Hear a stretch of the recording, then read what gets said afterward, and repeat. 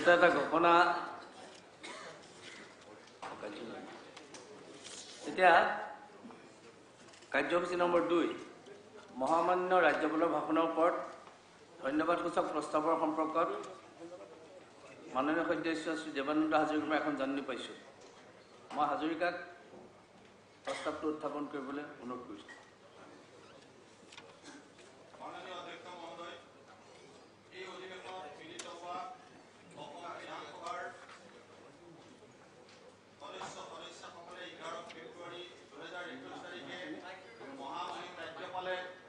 সদনত আগবঢ়োৱা ভাষণৰ বাবে তেখেতৰ ওচৰত ধন্যবাদ জ্ঞাপন কৰে।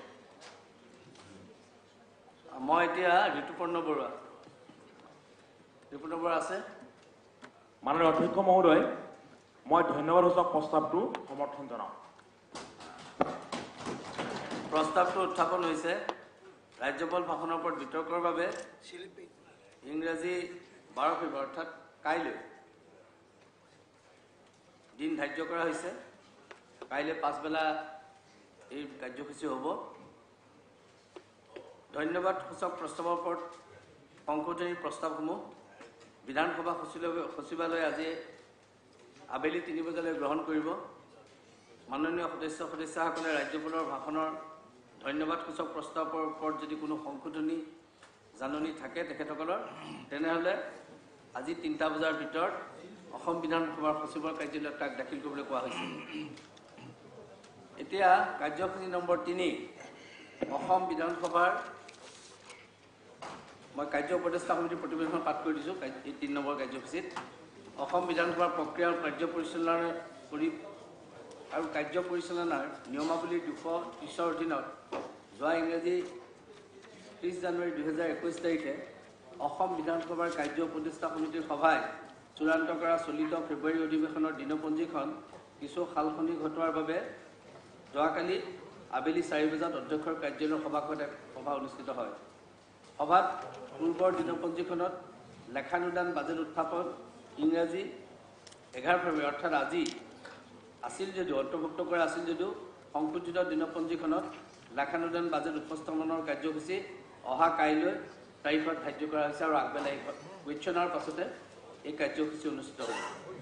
পূৰ্বৰ দিনপঞ্জীখনৰ 12 ফেব্ৰুৱাৰী তাৰিখৰ 4 নম্বৰ কাৰ্যসূচীত থকা চৰকাৰী বিধেয়কসমূহ বিবেচনা আৰু পাৰিতকৰণৰ কাৰ্যসূচীটো 13 ফেব্ৰুৱাৰী তাৰিখ শনিবাৰলৈ পিছুৱাই দিয়া হৈছে। লেখানুদান বাজেটৰ ওপৰত আলোচনা শনিবাৰে অৰ্থাৎ 13 ফেব্ৰুৱাৰী তাৰিখে ৰাতিপুৱা 9:30 বজাৰ পৰা দুপৰীয়া 12 বজালৈকে চলিব আৰু ঠিক তাৰ পাছতে বিনিয়োজন বিধেয়কখন আলোচনাৰ বাবে লোৱা হ'ব। বাকী থকা কাৰ্যসূচীখিনি সদন স্থগন হোৱাৰ আগতে স্থগিত কৰাৰ আগতে লোৱা হ'ব। 12 ফেব্ৰুৱাৰী তাৰিখে বিয়লি 2 বজাৰ পৰা অৰ্থাৎ কাইলৈ বিয়লি 2 বজাৰ পৰা ৰাজ্যপালৰ ভাষণৰ ওপৰত হ'বলগীয়া ধন্যবাদসূচক প্ৰস্তাৱৰ বিতৰ্কৰ সময়ত তলত উল্লেখ কৰা ধৰণে সময় আবণ্টন দিয়া হৈছে। মই এইখিনিতে এটা ক'ব খুজিছোঁ, এখন যিহেতু আমাৰ শেষ অধিৱেশন হ'ব, কোনোবাই যদি অকল 2 ক'ব খোজে, আমাৰ টাইম যিহেতু কাইলৈ পিছবেলা অন্য কাম নাই, এইটোৰ ওপৰতে মেইন ডিবেটটো হ'ব গভৰ্ণৰ স্পীচৰ ওপৰত। 2 যদি ক'ব খোজে মই অকণমান টাইমটো ঠিক আছে না কাচিৰি চাওক, টাইমটো অকণমান মই ৰেষ্ট্ৰিকশ্যনটো অকণমান লুজ কৰি দিওঁ, অলপ মানে অকণমান সৰু কৰি দিব খুজিছোঁ। ৰেষ্ট্ৰিকশ্যনটো অকণমান কমাই দৰকাৰ হ'লে মই এইটো উঠাই দিব খুজিছোঁ কিছু পৰিমাণে, কিন্তু সেইবুলি গোটেই ৰাতিটো নহয়। সেইকাৰণে যিসকলে ক'ব বিচাৰে ইয়াৰ ওপৰত তেওঁলোকে নামবিলাক আজি দিলে মই টাইমখিনি কিমান এক্সটেণ্ড কৰিব পাৰোঁ মই চাই লওঁ, কিন্তু এইটো বিয়ন মোৰ কেপাচিটিৰ ওপৰত দি দিব যাতে বহুত দীঘলীয়া হৈ গ'লে অসুবিধা হয়। এতিয়া যিটো টাইম আমি ঠিক কৰিছিলোঁ কালি মিটিঙত BSC মিটিঙত, তাত আছিলে ভাৰতীয় জনতা পাৰ্টীক 70 মিনিট দিছিলোঁ, মুখ্যমন্ত্ৰীৰ উত্তৰসহ ভাৰতীয় জাতীয় কংগ্ৰেছক 40 মিনিট, অসম গণ পৰিষদ বিধায়িনী দলক 30 মিনিট, সৰ্বভাৰতীয় সংযুক্ত গণতান্ত্ৰিক মৰ্চাৰ বিধায়িনী দলক 30 মিনিট, বড়োলেণ্ড পিপুলছ ফ্ৰণ্টক 25 মিনিট আৰু নিৰ্দলীয়ক 5 মিনিট। মই এইকাৰণে ক'লোঁ এই সময়খিনি চাইছোঁ আৰু খুব কম সময় আমাৰ হাতত মাত্ৰ 2টা দিন আছে। বাজেটৰ যিটো ইণ্টাৰিম বাজেট হ'ব আমাৰ বৰ্তমান একাউণ্ট, তাৰ ওপৰত ডিছকাশ্যন বৰ দীঘল কৰিবলৈ তাত কোনো স্ক'প নাথাকে। তথাপি আমি ক'বলৈ দিম, কিন্তু সেইটো মই ৰেষ্ট্ৰিক্টেড কৰিছোঁ। ৰাতিপুৱা 9টাৰ পৰা 12টাৰ ভিতৰত এইখিনি শেষ হ'ব। গতিকে কাইলৈ অকণমান মই টাইম ৰেষ্ট্ৰিকশ্যনটো মই ঢিলাই দিম আৰু আপোনালোকে ইচ্ছা কৰিলে সেইকাৰণে কৈছোঁ আজি কিন্তু নামখিনি দিব লাগিব বিধায়িনী দলৰ আপোনাৰ লিডাৰ গ্ৰুপ লিডাৰ, যাতে মই কাইলৈ আৰু নতুন নাম একচেপ্ট কৰিবলগীয়া নহয়। মই সকলোকে কৈছোঁ, মই কাচিমি চাহাবকো কৈছোঁ ইয়াৰ পৰা আপোনালোকৰ যদি আছে নামকেইটা দি দিব আজি, কাইলৈ ৰেড নকৰিব। মই কংগ্ৰেছ বিধায়ক দলৰ চিফ বিভূত দিছোঁ ইয়াত তেতিয়া আহি পাইছে আমাৰ আপোনালোকৰ টাইম যদিও 40 মিনিট আছে কোনোবা এজন দুজনে যি ক'ব বিচাৰে অতিৰিক্ত নামখিনি আজি দি পেলাই টাইমটো আজি ঠিক কৰি দিম অলপ মই ৰিলেক্স কৰি দিম অকণমান সময় বঢ়াই দিম দৰকাৰ নাই খালি বহুত বেছিকৈ নহয় কিন্তু মই কাইলৈ লাষ্ট কাৰণে অকণমান এইটো ৰিলেক্স নহয় চবেই ক'ব লাগিলে 126 জনে ক'ব লাগিলে বহুত সময় নহয় সেইকাৰণে মই কৈছোঁ আপোনালোকৰ যিকেইজন স্পীকাৰ 40 মিনিট আছে কিন্তু আপোনাৰ অতিৰিক্ত যদি এজন দুজন লাগে আপোনালোকে জানি লৈ পেলাই মোক নামটো দিব মই এজন দুজন মানে মই ৰেষ্ট্ৰিকশ্যন দিয়া নাই আকৌ কিন্তু লিমিটেড সময় গণ পৰিষদৰ 30 মিনিট দিয়া হৈছে আপোনালোকৰ ঠিক তেনেকুৱা থাকিলে দিব আৰু ইতিমধ্যে মই ক'লোৱে সৰ্বভাৰতীয় সংযুক্ত গণতান্ত্ৰিক মৰ্চাৰ বড়োলেণ্ড পিপুলছ ফ্ৰণ্টকো যদি কোনোবা দুই এজনে বেছিকৈ ক'ব যে আজিকালি নামখিনি মোক আজি ৱাজিদ চাহাব নামখিনি আজি দিব কাইলৈ কিন্তু নতুন নাম নিদিব মই আজিয়ে বিচাৰিছোঁ নাম তেতিয়া মই গম পাম মই কিমান সময়ত এইটো শেষ কৰিব পাৰিম নহ'লে কাইলৈ বৰ দিগদাৰ হ'ব আৰু নিৰ্দলীয় সদস্য তেখেত আছে যে তেওঁ 5 মিনিট পায় অকণমান বঢ়াই দিম যোৱা ইংৰাজী 2020 চনৰ ডিচেম্বৰ অধিৱেশনৰ পৰা 2021 চনৰ ফেব্ৰুৱাৰী অধিৱেশনৰ ভিতৰত মৃত্যু হোৱা দেশ তথা ৰাজ্যখনলৈ সামাজিক ৰাজনৈতিক সাংস্কৃতিক সাহিত্য আদি বিভিন্ন দিশত বৰঙণি আগবঢ়োৱা ক্ষেত্ৰনামা ব্যক্তিসকলৰ নাম মৃত্যুবৰ্গত অন্তৰ্ভুক্ত কৰা ইতিমধ্যে হৈছে আশা কৰোঁ এই প্ৰতিবেদনৰ মাননীয় সদস্যসকলৰ অনুমোদন আছেনে আছে যদি কামটিং এটা কৰক হ'ব দেই কাইলৈ মই কথা ক'বলৈ সুযোগ দিব বিচাৰিছোঁ তথাপি আপোনালোকে এনেকৈ থাকিলে কেনেকৈ বেয়া নাপাওঁ থেংক ইউ এতিয়া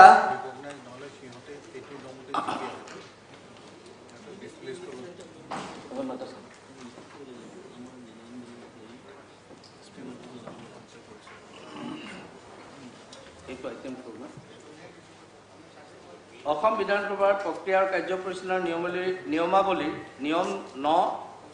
9(1)ৰ অধীনত চতুৰ্থ অসম বিধানসভাৰ পঞ্চদশ অধিৱেশনৰ পৰিচালনা কৰিবৰ বাবে নিম্নলিখিত মাননীয় সদস্যকেইগৰাকীক সভাপতি হিচাপে মনোনীত কৰা হৈছে শ্ৰী ৱাজেদ আলী চৌধুৰী শ্ৰী দেৱানন্দ হাজৰিকা শ্ৰী ৰমেন্দ্ৰ নাৰায়ণ কলিতা শ্ৰীমতী কমলী বসুমতাৰী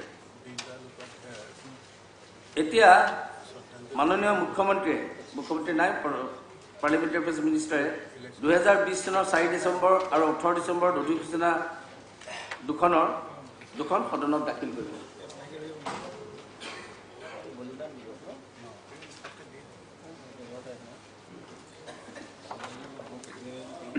মাননীয় অধ্যক্ষ মহোদয় মই মাননীয় মুখ্যমন্ত্ৰীৰ হৈ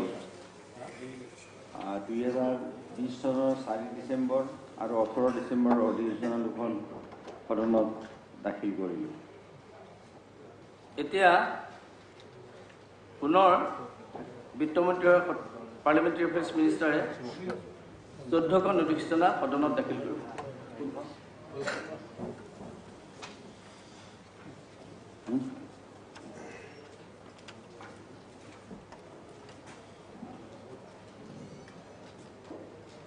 মাননীয় অধ্যক্ষ মহোদয় মাননীয় বিত্তমন্ত্ৰীৰ হৈ মই 2020 চনৰ 18 ডিচেম্বৰৰ পৰা 2021 চনৰ 11 জানুৱাৰীলৈ তাৰিখলৈ সৰ্বমুঠ 14খন অধিসূচনা সদনত দাখিল কৰিলোঁ এতিয়া আকৌ পুনৰ আপুনি 2019 চনৰ state police accountability commission of আছামৰ বাৰ্ষিক প্ৰতিবেদন দাখিল কৰিব অধ্যক্ষ মহোদয় মাননীয় মুখ্যমন্ত্ৰীৰ হৈ মই 2019 চনৰ ষ্টেট পুলিচ একাউণ্টেবিলিটি কমিশ্যন আছামৰ ৰিপৰ্টৰ বাৰ্ষিক প্ৰতিবেদন দাখিল কৰিলোঁ সদনত দাখিল কৰিলোঁ ইয়াৰ পাছৰ আইটেমটো আপোনাৰ নিজৰ ডিপাৰ্টমেণ্টৰ আসাম পেট্ৰকেমিকেলছ লিমিটেডৰ বাৰ্ষিক প্ৰতিবেদন এইখন ক'ত কাগজ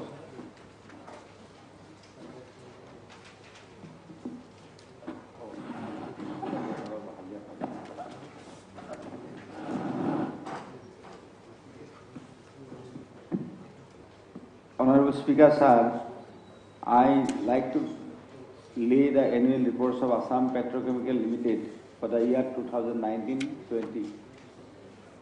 ইয়াৰ পিছত পুনৰ আপোনাৰ ডিপাৰ্টমেণ্টৰ 2018-19 আৰু 2019-20 ব্ৰহ্মপুত্ৰ ক্ৰেকাৰ এণ্ড পলিমাৰ লিমিটেডৰ বাৰ্ষিক প্ৰতিবেদন সদনত দাখিল কৰিব Honorable Speaker, sir, I beg to lay the annual report of Brahmaputra Cracker and Polymer Limited for the year 2018-2019 for the year and the year 2019-2020.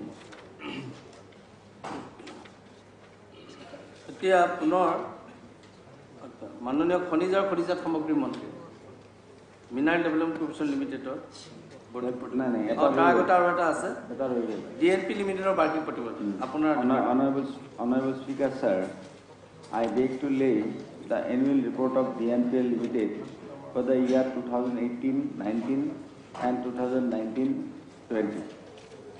ইয়াৰ পাছত খনিজ আৰু খনিজাত সামগ্ৰী মন্ত্ৰী আতুল হাছান। অধ্যক্ষ মহোদয়, মই আসাম মিনাৰেল ডেভেলপমেণ্ট কৰ্পোৰেশ্যন লিমিটেডৰ ইংৰাজী 2015-16 বৰ্ষৰ 34খন বাৰ্ষিক অধিৱেশনখন সদনত দাখিল কৰিলোঁ। এতিয়া আইটেম নম্বৰ 12 ৱাজেদ আলী চৌধুৰী ডাঙৰীয়াই এইটো পাব্লিক একাউণ্টছ কমিটিৰ দুটা ৰিপৰ্ট দাখিল কৰিব। Honorable Speaker, sir, I beg to present the 168 and 69 report of the Committee on Public Accounts.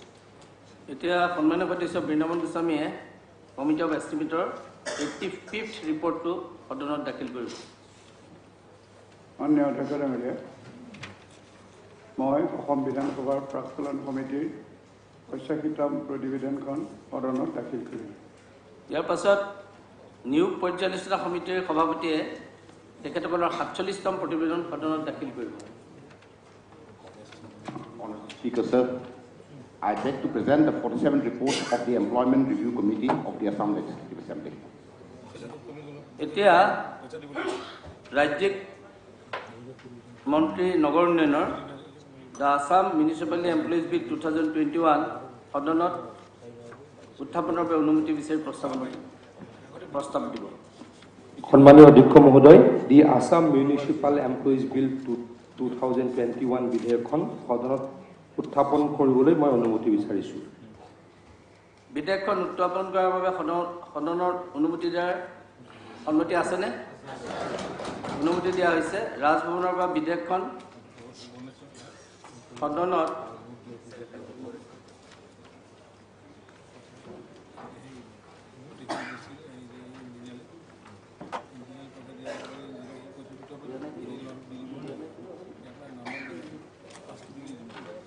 বিধেয়কখন সদনৰ উত্থাপনৰ বাবে এটা বাণী পঠিয়াইছে। মই বাণীটো পাঠ কৰি দিছোঁ।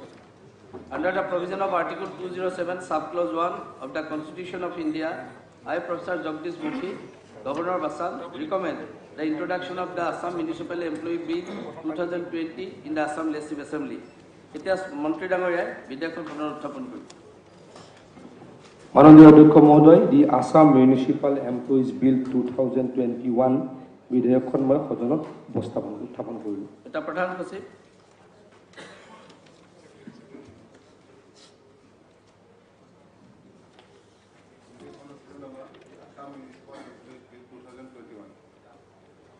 মই হাতত দুটা ঘোষণা কৰিম।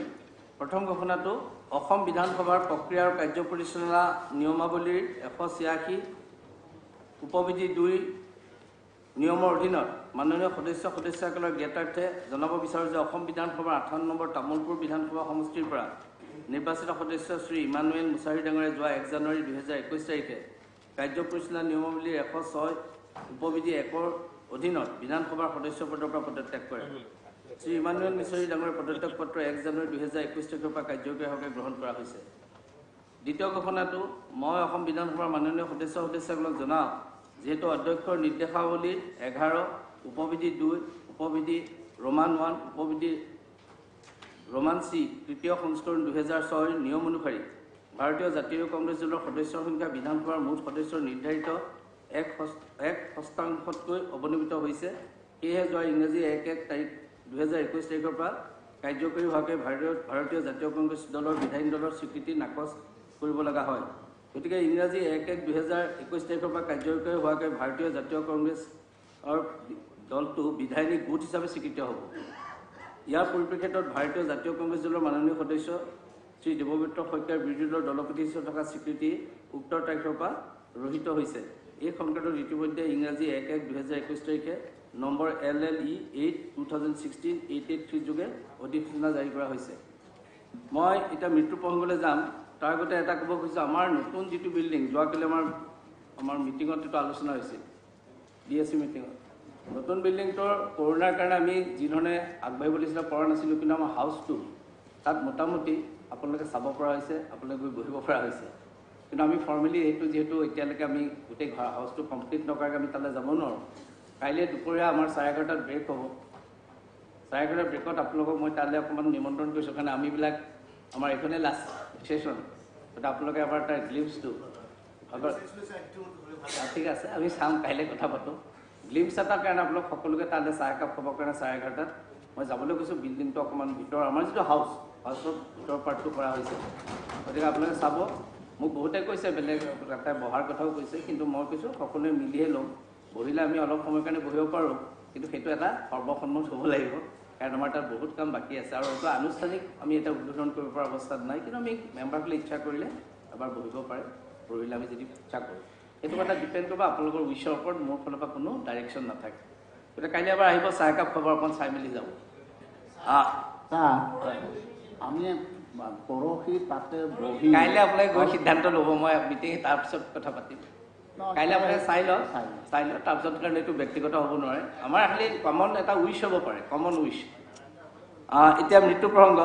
৪ৰ্থ অসম বিধানসভাৰ ৪ৰ্থ অধিৱেশনৰ সমাপ্তিৰ পৰা আজি তাৰিখলৈকে ৰাজ্য তথা দেশৰ বিভিন্ন ক্ষেত্ৰলৈ বিশেষ বৰঙণি আগবঢ়া ভালেকেইগৰাকী বৰেণ্য ব্যক্তিৰ পৰলোকপ্ৰাপ্তি ঘটে। আমি অতি দুখৰে অসম বিধানৰ পবিত্ৰ মজিয়াত এই বৰেণ্য ব্যক্তিসকলৰ বিয়োগত শোক প্ৰকাশ কৰিবলৈ ল'ব বিচাৰিছোঁ। প্ৰথম আৰতী হাজৰিকা কছাৰী, তেখেত প্ৰাক্তন সংসদীয় সচিব তথা প্ৰাক্তন বিধায়িকা আছিল। জামাল উদ্দিন আহমেদ, বদৰপুৰ বিধানসভা সমষ্টিৰ বিধায়ক। আব্দুল জলিল, প্ৰাক্তন বিধায়ক।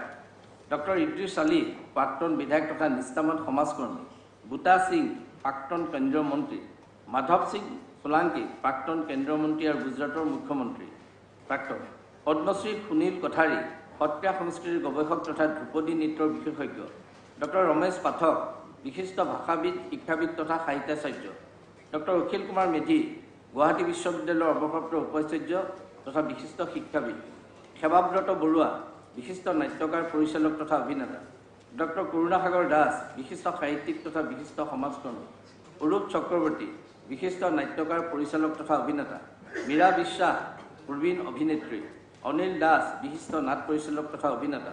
বন্তি ভূঞা, বিশিষ্ট শিক্ষাবিদ তথা আৰু সমাজকৰ্মী। ৰীনা শৰ্মা, বিশিষ্ট শিশু সাহিত্যিক। দীনেশ চৌধুৰী, বিশিষ্ট আলোকচিত্ৰশিল্পী। আমজাদ আলী মোল্লা, বিশিষ্ট সমাজকৰ্মী। আমি এখেতৰ ডিটেইলছখিনি আমি লিখিছোঁ। আৰু আজিকালি আমি এটা নিয়ম কৰিছোঁ, আমি কণ্ডলেঞ্চটো বা অফিচিয়েলি পৰিয়ালবিলাকলৈ পঠিয়াওঁ। আমাৰ ডিটেইলছ যিখিনি কথা আমি তেওঁৰ আছে, সেইটো আমি যোৱা ধৰি লওক 2-3টা ছেশ্যনৰ পৰা কৰি আছোঁ। প্ৰত্যেকৰে এড্ৰেছ কালেক্ট কৰি আমাৰ পঠিয়াওঁ। বহুতে তাৰ কাৰণে থেংকছো আমাক বিধানসভাক দিছে। মই সেইকাৰণে আমি গোটেই ডিটেইলছটো আজি পঢ়া নাই, কিন্তু আমি টেক্সটখিনি আমি তালৈ পঠিয়াম। এতিয়া প্ৰয়াত লোকসকলৰ পবিত্ৰ স্মৃতিত আৰু তেখেতসকলৰ বিদায়াত্মাৰ সদ্গতি আৰু চিৰশান্তি কামনা কৰি 1 মিনিট সময়কাল থিয় হৈ মৌনতা অৱলম্বন কৰিবলৈ এই সদনৰ মাননীয় সদস্যসকলক আপুনি নামটো দি দিব, মই ইনক্লুড কৰিম। আমি 1 মিনিট সময় নীৰৱে প্ৰাৰ্থনা কৰিম।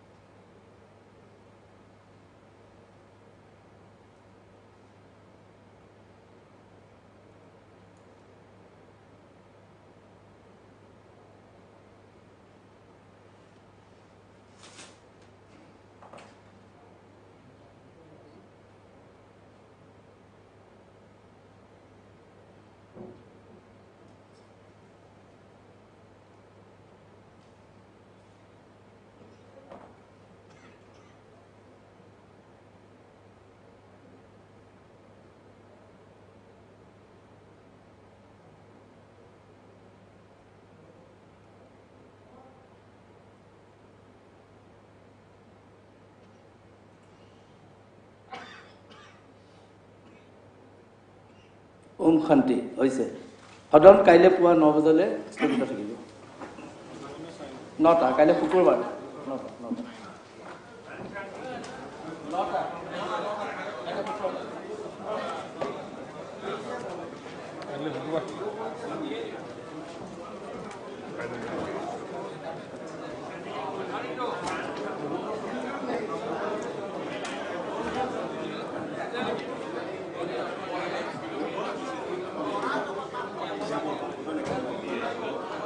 Acceptable.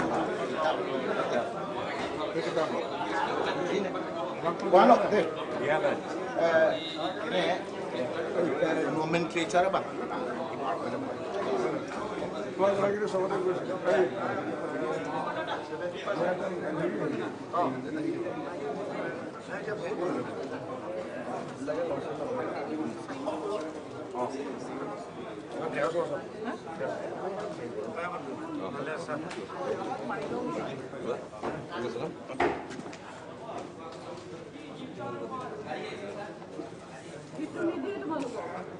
Exchange কৰিব নেকি? মই তাকে চাইছো Exchange কৰিব নাই নেকি? নকৰো এইটো অলপ মোটা মোটা লাগিছে এইটো অলপ ক্ষীণ যেন লাগিছে মন কিয়